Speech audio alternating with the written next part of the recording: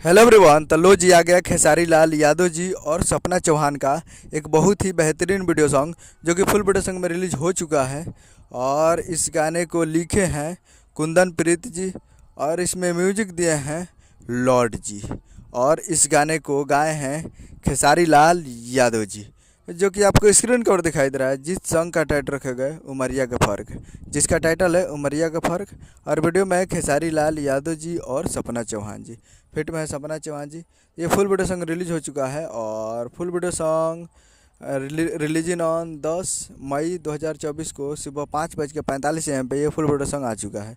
तो आज 10 तारीख को सुबह 5:45 पे ये फुल वीडियो सॉन्ग को रिलीज़ कर दिया गया है, जिसका टाइटल है उमरिया का फ़र्क। और बहुत ही बेहतरीन वीडियो सॉन्ग है और काफ़ी बेहतरीन सॉन्ग है। तो आप लोग अभी तक इस गाने को नहीं देखे हैं तो आप लोग जाइए और Shiva records present Bhojpuri YouTube channel पे फुल वीडियो सॉन्ग को जाकर आप देख सकते हैं। तो जाइए और जाकर Shiva records present Bhojpuri YouTube channel पे फुल वीडियो सॉन्ग को देखिए और पाजिए, काफ़ी बेहतरीन सॉन्ग है।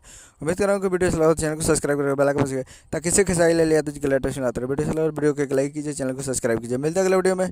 जय हिंद, जय भोजपुरी।